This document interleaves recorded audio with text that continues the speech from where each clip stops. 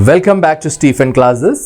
ഇന്ന് നാം സെക്കൻഡ് പാർട്ടിലേക്ക് കടക്കുകയാണ്. Molecular basis of inheritance part 2. ഈ സെക്കൻഡ് പാർട്ടിൽ നാം ഡിസ്കസ് ചെയ്യുന്നത് search for genetic material. 2 experiments ആണ് നാം പ്രധാനമായും ഈ സെക്കൻഡ് പാർട്ടിൽ ഡിസ്കസ് ചെയ്യാൻ പോകുന്നത്. One is Griffith experiment and the other is Hershey Chase experiment. Right, നമുക്ക് എക്സ്പെരിമെൻറ്റിലേക്ക് കടക്കാം. ആദ്യം ഗ്രിഫിത്ത് എക്സ്പെരിമെൻറ്റ്. ഗ്രിഫിത്ത് എക്സ്പെരിമെൻറ്റ് അതായത് എന്താണ് ജനറ്റിക് മെറ്റീരിയൽ എന്നതിനെ അന്വേഷണമാണ് ഈ എക്സ്പെരിമെൻറ്റുകളിൽ നമുക്ക് കാണുവാൻ സാധിക്കുന്നത്. ജനറ്റിക് മെറ്റീരിയൽ എന്താണ്? DNA ആണോ, RNA ആണോ, പ്രോട്ടീൻ ആണോ? ഇത് ഐഡൻറ്റിഫൈ ചെയ്യുവാനുള്ള ഒരു അന്വേഷണമാണ് ഈ എക്സ്പെരിമെൻറ്റ്സിൽ നാം കാണുക. ഇവിടെ Griffith experiment it was in 1928. ഈ എക്സ്പെരിമെൻറ്റിനെ നമുക്ക് ട്രാൻസ്ഫോമിംഗ് പ്രിൻസിപ്പിൾ എക്സ്പെരിമെൻ്റ് എന്നും പറയാം. Griffith experiment is also called the transforming principle experiment. കാരണം ഇവിടെ ട്രാൻസ്ഫോർമേഷൻ എന്ന ആ ഒരു ഫിനോമിന ബേസ് ചെയ്താണ് ഈ എക്സ്പെരിമെൻറ്റ് കണ്ടക്ട് ചെയ്യപ്പെടുന്നത്.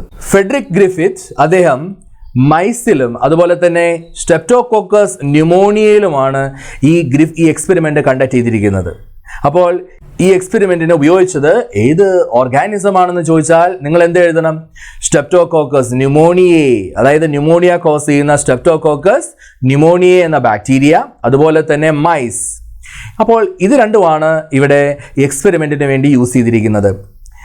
അദ്ദേഹം ഈ എക്സ്പെരിമെൻറ്റ് കണ്ടക്ട് ചെയ്യുന്നതിന് മുമ്പേ ഒരു കാര്യം ഉറപ്പിച്ചിരുന്നു. 2 തരത്തിലുള്ള സ്ട്രെപ്റ്റോകോക്കസ് ന്യൂമോണിയെ എന്ന് പറഞ്ഞ ബാക്ടീരിയയുടെ സ്ട്രെയിൻസ് ഉണ്ടെന്ന്. 2 സ്ട്രെയിൻസിലുണ്ട് ഈ സ്ട്രെപ്റ്റോകോക്കസ് ന്യൂമോണിയെ. ഒന്ന് എസ് സ്ട്രെയിൻ, മറ്റൊന്ന് ആർ സ്ട്രെയിൻ. എന്താണ് ഈ എസ് സ്ട്രെയിനും ആർ സ്ട്രെയിനും തമ്മിലുള്ള വ്യത്യാസം? എസ് സ്ട്രെയിൻ എന്ന് പറയുമ്പോൾ അതിന് ഒരു സ്മൂത്ത് പോളിസാക്കറൈഡ് കോട്ട് ഉണ്ട്. ഈ സ്മൂത്ത് പോളിസാക്കറൈഡ് കോട്ട് അതിനെ ഇൻഫെക്റ്റ് ചെയ്യാനുള്ള എബിലിറ്റി കൊടുക്കുന്നു. അല്ലെങ്കിൽ ഈ സ്മൂത്ത് പോളിസാക്കറൈഡ് കോട്ട് ഉള്ളത് കൊണ്ട് അവർ വിറുലൻ്റ് ആണ്. എന്താണ് വിറുലൻ്റ് എന്ന് പറഞ്ഞാൽ? എബിലിറ്റി ടു ഇൻഫെക്റ്റ് ചെയ്യാനുള്ള കഴിവിനെയാണ് നാം പറയുന്നത് വിറുലൻസ് എന്ന്. അപ്പോൾ ഇവിടെ വിറുലൻ്റായി നിൽക്കുന്നത്, അതായത് ന്യൂമോണിയ കോസ് ചെയ്യാൻ കഴിവുള്ളത് എസ് സ്ട്രെയിൻ എന്ന ആ ബാക്ടീരിയയ്ക്കാണ്. എന്നാൽ ആർ സ്ട്രെയിന് അഥവാ റഫ് സ്ട്രെയിൻ എന്ന് നമുക്ക് പറയാം. അവർക്ക് സ്മൂത്ത് പോളിസാക്കറൈഡ് കോട്ട് ഇല്ല. അതുകൊണ്ട് തന്നെ they are non virulent or they cannot cause pneumonia. അവർക്ക് ന്യൂമോണിയ കോസ് ചെയ്യാൻ പറ്റില്ല. അവർക്ക് ആ മ്യൂക്കസ് കോട്ട്, ആ പോളിസാക്കറൈഡ് കോട്ട് അവർക്ക് ആബ്സെൻ്റ് ആണ്. അതുണ്ടാക്കാനുള്ള കഴിവ് അവർക്കില്ല. അപ്പോൾ 2 സ്ട്രെയിൻ ഓഫ് ബാക്ടീരിയ ഉണ്ട്. സ്ട്രെപ്റ്റോകോക്കസ് ന്യൂമോണിയ 2 സ്ട്രെയിനിലുണ്ട്. ഏതെല്ലാമാണ് അവ? One is S strain and other is R strain. ഇനി എക്സ്പെരിമെൻറ്റിലേക്ക് നാം കടക്കുകയാണ്. അദ്ദേഹം എന്താണ് ചെയ്തത്? അതിൻ്റെ സ്റ്റെപ്സിലേക്കാണ് നാം കടക്കാൻ പോകുന്നത്. ഓക്കെ, അപ്പോൾ ഗ്രിഫിത്ത് എക്സ്പെരിമെൻറ്റിൻ്റെ അല്ലെങ്കിൽ ട്രാൻസ്ഫോർമേഷൻ പ്രിൻസിപ്പിൾ എക്സ്പെരിമെൻറ്റിൻ്റെ സ്റ്റെപ്സിലേക്ക് നാം പ്രവേശിക്കുന്നു. Here we have the steps. ആദ്യം എന്താ ചെയ്യുന്നത്? ആദ്യം റഫ് സ്ട്രെയിൻ ആയിട്ടുള്ള ആ ബാക്ടീരിയനെ മൈസിലേക്ക് ഇഞ്ചെക്ട് ചെയ്യുന്നു. ദെൻ മൈസ് വിൽ ലിവ്, കാരണം അവർക്ക് ന്യൂമോണിയ വരില്ല. ആർ സ്ട്രെയിൻ നോൺ വിറുലൻ്റ് ആണ്. ഇനി എസ് സ്ട്രെയിൻ ആണ് ഇഞ്ചെക്ട് ചെയ്യുന്നതെങ്കിലോ mice will die because it will cause pneumonia. Right. ഇനി 3ാമത്തെയും 4ാമത്തെയും സ്റ്റെപ്പാണ് ഇമ്പോർട്ടൻ്റ് ആയിട്ട് വരുന്നത് കേട്ടോ. 3ാമത്തെ സ്റ്റെപ്പിൽ എന്താ ചെയ്യുന്നത്? ഹീറ്റ് കിൽഡ് ആയിട്ടുള്ള എസ് സ്ട്രെയിൻ അഥവാ സ്മൂത്ത് സ്ട്രെയിൻ അത് മൈസിലേക്ക് ഇഞ്ചെക്ട് ചെയ്യുന്നു. ദെൻ മൈസ് വിൽ ലിവ്, കാരണം ഹീറ്റ് കിൽഡ് ആണ്. എസ് സ്ട്രെയിൻ വിറുലൻ്റ് ആണെങ്കിലും അത് ഹീറ്റ് കിൽഡ് ആയപ്പോൾ, അവയെ കൊന്നുകളഞ്ഞപ്പോൾ പിന്നെ അവയ്ക്ക് ആ വിറുലൻസ് ഇല്ല. അതുകൊണ്ട് mice will survive or they will live. ഇനി 4ാമത്തെ സ്റ്റെപ്പിൽ എന്താ ചെയ്യുന്നത്? ഹീറ്റ് കിൽഡ് എസ് സ്ട്രെയിനും ലൈവ് ആർ സ്ട്രെയിനും കൂടെ മിക്സ് ചെയ്തു. ഞാൻ റിപ്പീറ്റ് ചെയ്യാം. ഹീറ്റ് കിൽഡ് എസ് സ്ട്രെയിനും ലൈവ് ആയിട്ടുള്ള ആർ സ്ട്രെയിനും കൂടെ മിക്സ് ചെയ്ത് അതിനെ ഇഞ്ചെക്ട് ചെയ്തപ്പോൾ എന്താ സംഭവിക്കുക? ഹീറ്റ് കിൽഡ് എസ് സ്ട്രെയിനും ലൈവ് ആർ സ്ട്രെയിനും കൂടെ മിക്സ് ചെയ്ത് ഇഞ്ചെക്ട് ചെയ്യുമ്പോൾ മൈസ് വിൽ ഡൈ. ഇത് അതിശയകരമാണ്. അതായത് ഇത് എങ്ങനെ സംഭവിച്ചു? അതായത് ഇവിടെ ലിവിങ് കണ്ടീഷനിലുള്ളത് ആർ സ്ട്രെയിൻ ആണ്. എസ് സ്ട്രെയിൻ ഹീറ്റ് കിൽഡ് ആണല്ലോ. പക്ഷേ ആർ സ്ട്രെയിൻ എങ്ങനെയാണ് വിറുലൻ്റ് ആയത്? ആർ സ്ട്രെയിൻ വിറുലൻ്റ് ആയതുകൊണ്ടായിരിക്കുമല്ലോ ഇവിടെ മൈസിനെല്ലാം ന്യൂമോണിയ വന്ന് അത് മരിച്ചു പോയത്.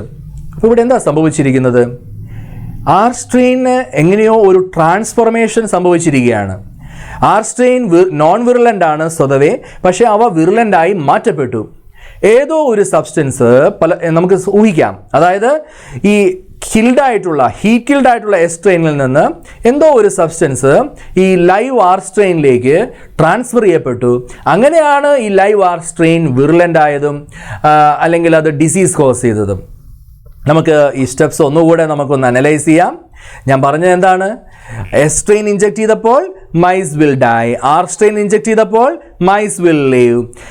Heat killed S strain inject ചെയ്യുമ്പോൾ mice will live, but when you inject the heat killed strain and live R strain, mice will die. അപ്പോൾ ഇതാണ് സ്റ്റെപ്സ്. ഓക്കെ, ഈ 4 സ്റ്റെപ്സ് നന്നായി പഠിക്കണം കേട്ടോ. അപ്പോൾ ഹീറ്റ് കിൽഡ് സ്ട്രെയിനും ലൈവ് ആർ സ്ട്രെയിനും കൂടെ ഒരുമിച്ച് ഇഞ്ചെക്ട് ചെയ്യുമ്പോൾ mice will die. So here transformation സംഭവിച്ചിരിക്കുന്നു എന്ന് നമുക്ക് അനുമാനിക്കാം. അപ്പോൾ കൺക്ലൂഷൻ ഇങ്ങനെയാണ്, ഗ്രിഫിത്ത് ഇങ്ങനെയാണ് കൺക്ലൂഡ് ചെയ്തത്. അതായത് he concluded that some transforming principle transferred from the heat killed S strain into the R strain. Heat killed S സ്ട്രെയിനിൽ നിന്ന് ആർ സ്ട്രെയിനിലേക്ക് എന്തോ ഒരു ട്രാൻസ്ഫോമിംഗ് പ്രിൻസിപ്പിൾ ട്രാൻസ്ഫർ ചെയ്തിട്ടുണ്ട്. And that enabled the R strain to synthesize the smooth polysaccharide coat. ഈ transfer ചെയ്ത substance ആണ് ഈ ആർ സ്ട്രെയിൻ ബാക്ടീരിയനെ എനേബിൾ ചെയ്യിച്ചത്, അതായത് ഒരു സ്മൂത്ത് പോളിസാക്രൈഡ് കോട്ട് ഉണ്ടാക്കുന്നതിന്. അങ്ങനെ അത് വിറുലൻ്റായി മാറി.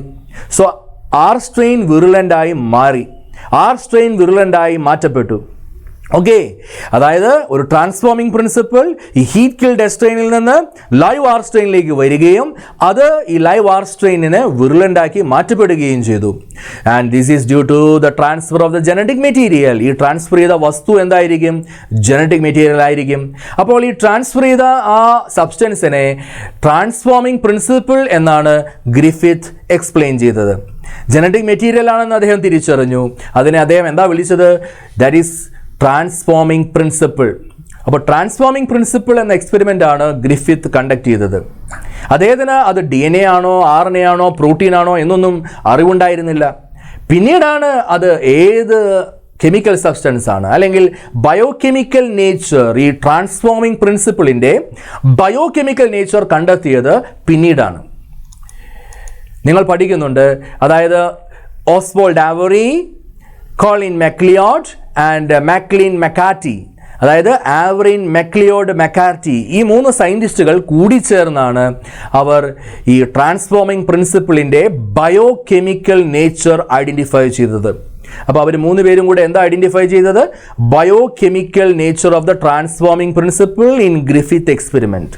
ഗ്രിഫിത്ത് എക്സ്പെരിമെൻറ്റിലെ ട്രാൻസ്ഫോമിംഗ് പ്രിൻസിപ്പിളിൻ്റെ ബയോകെമിക്കൽ നേച്ചർ ഈ 3 പേരും കൂടെ എക്സ്പ്ലെയിൻ ചെയ്തു. അവർ പറഞ്ഞത് എന്താണ്? അവർ ചെയ്തത് എന്താണ്? അവർ പ്രോട്ടീൻ, RNA, DNA ഇതെല്ലാം പ്യൂരിഫൈ ചെയ്തു. അവരെന്താണ് ചെയ്തത്? അവർ ഈ ഹീറ്റ് കിൽഡ് ആയിട്ടുള്ള എസ് സ്ട്രെയിൻ ഉണ്ടല്ലോ, ഹീറ്റ് കിൽഡ് ആയിട്ടുള്ള എസ് സ്ട്രെയിൻ ബാക്ടീരിയ, അതിൽ നിന്ന് DNA-യും RNA-യും പ്രോട്ടീനും എല്ലാം എക്സ്ട്രാക്ട് ചെയ്തു. എന്നിട്ട് അതിനെ പല എൻസൈമുകൾ കൊണ്ട് ട്രീറ്റ് ചെയ്തു. 3 തരത്തിലുള്ള എൻസൈംസ് ആണ് അവർ ഉപയോഗിച്ചത്. ഈ 3 തരം എൻസൈംസ് ഉപയോഗിച്ചുകൊണ്ട് അവർക്ക് നിർണ്ണയിക്കാൻ പറ്റി ഇത് RNA ആണോ പ്രോട്ടീൻ ആണോ DNA ആണോ എന്ന്. ഞാനത് കൂടുതൽ വിശദമാക്കാം. അതായത് അവരാദ്യം പ്രോട്ടിയേസസ് ഉപയോഗിച്ച് നോക്കി. അതായത് ഹീറ്റ് കിൽഡ് എസ് സ്ട്രെയിനിൽ നിന്ന് കിട്ടിയ ഈ DNA, RNA, പ്രോട്ടീൻ, അവയിൽ പ്രോട്ടിയേസസ് ഉപയോഗിച്ച് നോക്കി. പ്രോട്ടിയേസസ് കൊണ്ട് ട്രീറ്റ് ചെയ്തപ്പോൾ ട്രാൻസ്ഫോർമേഷൻ നടക്കുന്നുണ്ടോ എന്നവർ കണ്ടെത്തി. നടക്കുന്നു. ട്രാൻസ്ഫോർമേഷന് യാതൊരു തടസ്സവും സംഭവിക്കുന്നില്ല. ട്രാൻസ്ഫോർമേഷൻ ഇൻഹിബിറ്റ് ചെയ്യപ്പെടുന്നില്ല. പ്രോട്ടിയേസസ് ഉപയോഗിക്കുമ്പോൾ നിങ്ങൾക്കറിയാം പ്രോട്ടീൻ ഡൈജസ്റ്റഡ് ആകും. അപ്പോൾ പ്രോട്ടീൻ ആബ്സെൻ്റ് ആകുമ്പോഴും അവിടെ ട്രാൻസ്ഫോർമേഷൻ നടക്കുന്നു. അതായത് ട്രാൻസ്ഫോർമേഷന് പിന്നിൽ പ്രോട്ടീൻ അല്ല എന്ന് അവർക്ക് അനുമാനിക്കാം. റൈറ്റ്. ഇനി RNAs ഉപയോഗിച്ച് നോക്കി. എന്താണ് RNAs ചെയ്യുക? RNAs എന്ന് പറഞ്ഞാൽ എൻസൈം RNAയെ ഡൈജസ്റ്റ് ചെയ്യും. അപ്പോൾ RNAയുടെ ആബ്സെൻസിൽ ട്രാൻസ്ഫോർമേഷൻ നടക്കുന്നുണ്ടോ എന്ന് നോക്കി. നടക്കുന്നു. ട്രാൻസ്ഫോർമേഷന് യാതൊരു തടസ്സവും സംഭവിക്കുന്നില്ല. So in the absence of RNA transformation happens. Or when RNAs use ചെയ്യുമ്പോൾ ട്രാൻസ്ഫോർമേഷൻ ഹാപ്പൻസ്. അപ്പോൾ RNA is not the genetic material. But when DNA use ചെയ്യുമ്പോഴോ, DNA ഡൈജസ്റ്റ് ചെയ്യാണ്. അപ്പോൾ DNAയുടെ ആബ്സെൻസിൽ ട്രാൻസ്ഫോർമേഷൻ നടക്കുന്നുണ്ടോ എന്ന് അവർ നോക്കി. ട്രാൻസ്ഫോർമേഷൻ നടക്കുന്നില്ല. അതായത് ട്രാൻസ്ഫോർമേഷൻ ഇൻഹിബിറ്റഡ് ആകുന്നു.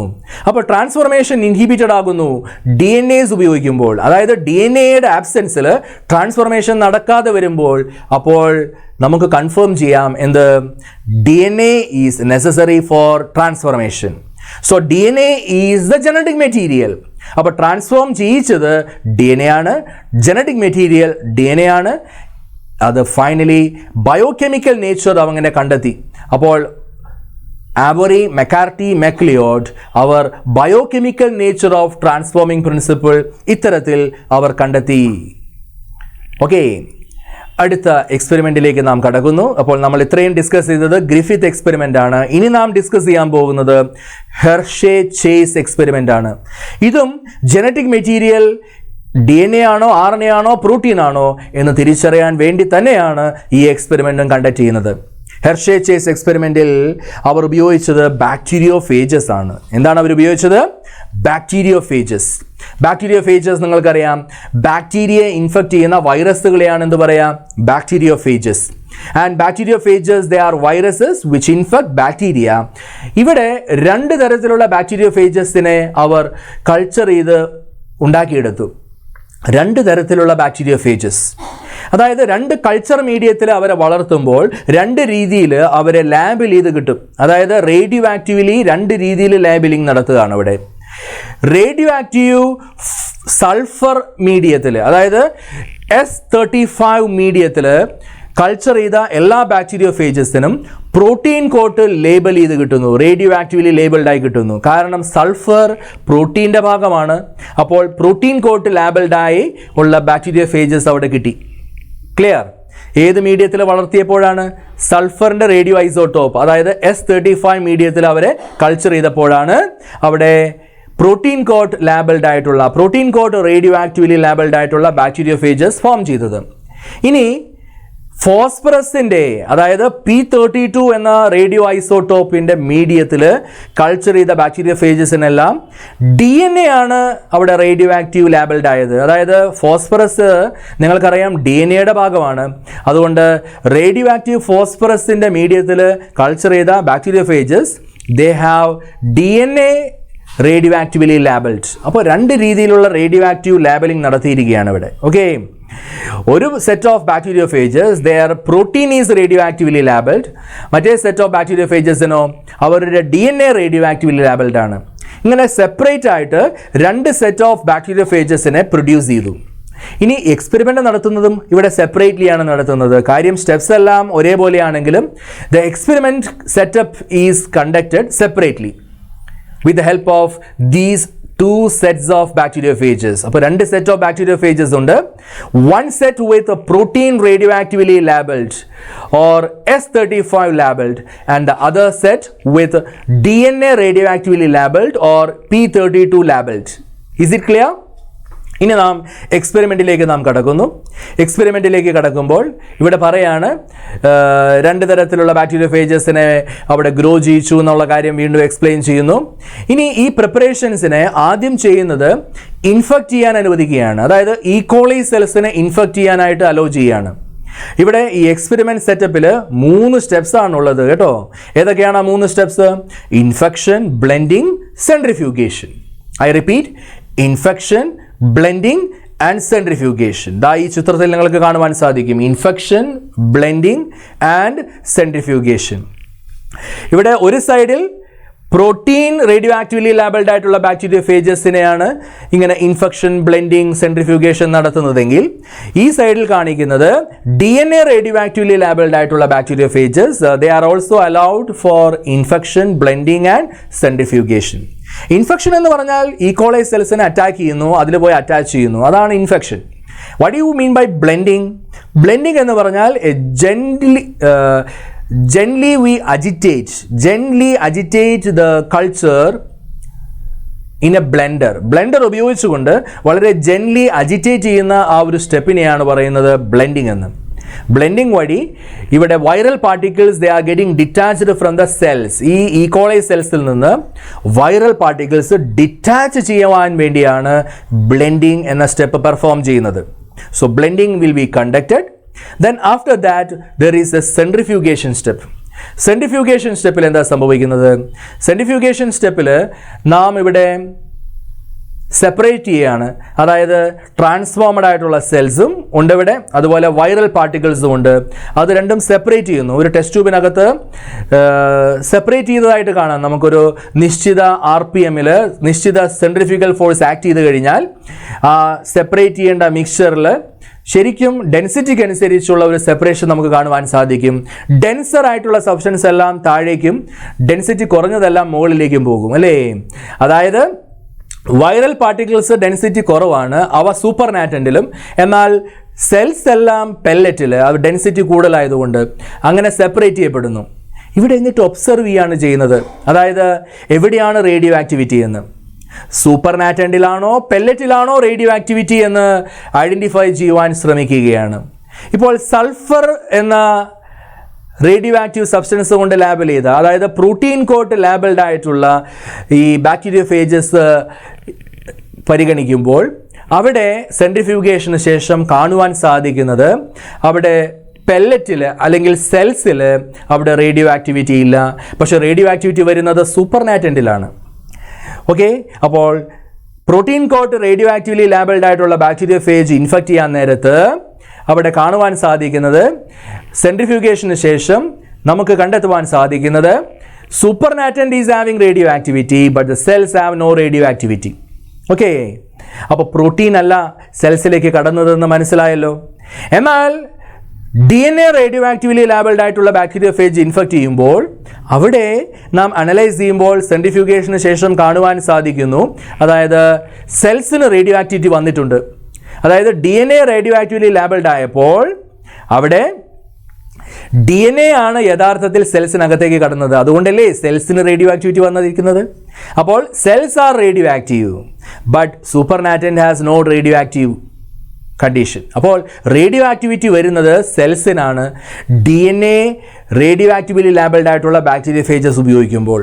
അപ്പോൾ ഇതിൽ നിന്ന് മനസ്സിലായി സെൽസിനകത്തേക്ക് എൻ്റർ ചെയ്തത്, ഡീകോളൈ സെൽസിനകത്തേക്ക് എൻ്റർ ചെയ്തത് പ്രോട്ടീൻ കോട്ടല്ല, നേരെ മറിച്ച് DNA ആണ്. ഇതാണ് കണ്ടെത്തൽ, ഇതാണ് കൺക്ലൂഷൻ. ഓക്കെ, അപ്പോൾ DNA ആണ് ജനറ്റിക് മെറ്റീരിയൽ. സെൽസിനകത്തേക്ക് എൻ്റർ ചെയ്ത ആ സബ്സ്റ്റൻസ് ആണല്ലോ ജനറ്റിക് മെറ്റീരിയൽ. അപ്പോൾ DNA ആണ് ജനറ്റിക് മെറ്റീരിയൽ, പ്രോട്ടീൻ അല്ല ജനറ്റിക് മെറ്റീരിയൽ എന്ന് നിസ്സംശയം പറയുവാൻ സാധിക്കും ഈ എക്സ്പെരിമെൻറ്റിന് ശേഷം. അപ്പോൾ ഈ എക്സ്പെരിമെൻറ്റിൻ്റെ സ്റ്റെപ്സ് മറക്കരുത്: ഇൻഫെക്ഷൻ, ബ്ലെൻഡിങ്, സെൻട്രിഫ്യൂഗേഷൻ. ഓക്കെ, അപ്പോൾ റേഡിയോ ആക്റ്റീവ് ഫോസ്ഫറസ് ഉപയോഗിക്കുമ്പോൾ അവിടെ DNA റേഡിയോ ആക്റ്റീവ്ലി ലാബിൾഡ് ആകുന്നു. റേഡിയോ ആക്റ്റീവ് സൾഫർ ഉപയോഗിക്കുമ്പോൾ അവിടെ protein coat radio actively labelled ആകുന്നു. ഈ protein coat radio actively labelled ആയിട്ടുള്ള വൈറസസ് ഇൻഫെക്റ്റ് ചെയ്യുമ്പോൾ സൂപ്പർ നാറ്റൻറ്റിലാണ് റേഡിയോ ആക്ടിവിറ്റി. നേരെ മറിച്ച് DNA റേഡിയോ ആക്റ്റീവ്ലി ലാബിൾഡ് ആയിട്ടുള്ള ബാക്ടീരിയോഫേജസ് യൂസ് ചെയ്യുമ്പോൾ ആ എക്സ്പെരിമെൻറ്റിൽ നമുക്ക് കാണുവാൻ സാധിക്കും പെല്ലറ്റ് അഥവാ സെൽസിനാണ് റേഡിയോ ആക്ടിവിറ്റി വരുന്നത്. So DNA is the genetic material. DNA is the substance which capable of transforming bacteria transform ചെയ്യിക്കുന്നത് DNA ആണ്. So DNA is the genetic material. That is our conclusion. Okay, so after infection the E. coli were gently agitated. A blending step in a kurisa avada parayunnathu to remove the viral particles. Then the culture was centrifuged to separate the lighter viral particles from the heavier bacterial cells. This blending this centrifugation steps ആണ് ഇവിടെ explain ചെയ്തു പോകുന്നത്. Okay, ഞാൻ പറഞ്ഞ കഴിഞ്ഞ കാര്യമാണ്. അപ്പോൾ അതിനുശേഷം നമുക്ക് കാണുവാൻ സാധിക്കുന്ന കൺക്ലൂഷനിലേക്ക് ഇവിടെ വരുന്നു. എന്താണ്?